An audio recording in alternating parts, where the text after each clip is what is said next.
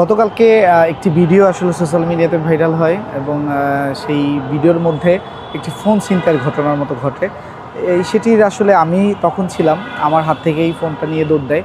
ঠিক অফিসের অ্যাসাইনমেন্ট, এবং সেই অ্যাসাইনমেন্টে আমি প্রেস ক্লাবের সামনে অবস্থান করি এবং হঠাৎ করে একটি ছেলে 18 কি 20 বছর বয়সী, যখন প্রেস ক্লাবের সামনে আমি ভিডিও করছিলাম, আমাদের তুহিন ভাই যিনি গাজীপুরে নিহত হয়েছেন তার সেই হত্যার বিচারের দাবিতে মানববন্ধন হচ্ছিল, সেই মানববন্ধন করা রেকর্ড করছিলাম। এমন অবস্থায় সে হঠাৎ করে এসে আমার ফোনটা নিয়ে দৌড়। তো আমিও সাথে সাথে দৌড় দিলাম এবং আমি চিল্লাচ্ছিলাম। আপনার ভিডিওর মধ্যে হয়তো অনেকে দেখেছেন যে এই ধর ধর ধর ফোন ফোন, আমার ফোন নিয়ে যাচ্ছে। তো তখনই কেউ আসলে এগিয়ে আসেনি ওই সময়টাতে।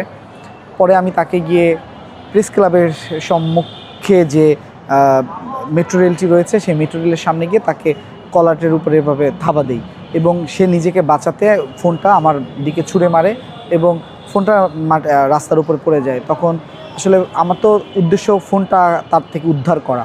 সেই জায়গা থেকে আমি ফোনটা হাতে নিয়ে নিই, কারণ একটা রাস্তার উপরে যেতে পারেছে, একটা গাড়ি যেতে পারে বা অন্য কেউ নিতে পারে। ফোনটা নিতে নিতে ও আমার হাত থেকে ছিটা দিয়ে ডিভাইডার ছিল, সেই ডিভাইডার অতিক্রম করে ওই পাশে চলে যায়।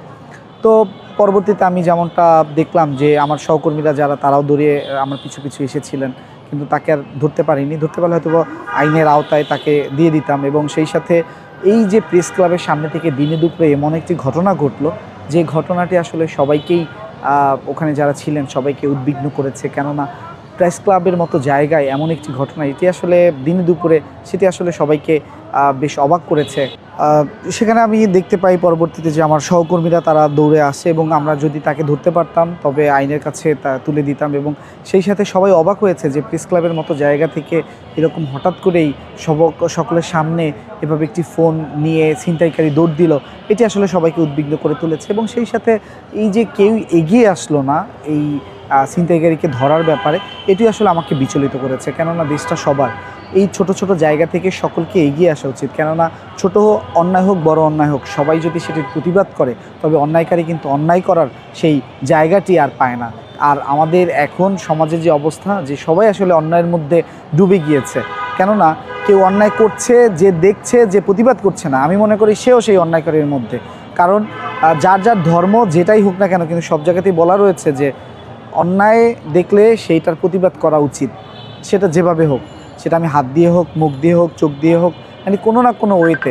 তো সেই ক্ষেত্রে আসলে আমাদের সকলেরই উচিত এরকম অন্যায় দেখলে সেটার প্রতিবাদ করা। আর কারণ এই প্রতিবাদের মধ্যে দিয়েই আমাদের একটি সুন্দর আগামীর বাংলাদেশ গড়ে উঠবে। যদি আমরা প্রতিবাদ না করতে পারি, তবে এত জনসংখ্যার এই দেশটার যদি এরকম একজন দুজন পাঁচজন সবাই যদি এরকম আস্তে আস্তে অন্যায়ের মধ্যে লিপ্ত হয়ে যায়, তখন এই দেশটি আর সুন্দর দেশ হিসাবে গণ্য হবে না। একটি রুক্ষতা এবং সেই সাথে এরকম ছিনতাই, আহাজানি, মারামারি, এই ধরনের একটি বাংলাদেশে পরিণত হবে। তাই সবাইকে অনুরোধ করব, সবার জায়গা থেকে সবাই সুন্দরভাবে এই দেশটিকে ভালোবাসুন এবং যে কোনো অন্যায়ের প্রতিবাদ করুন।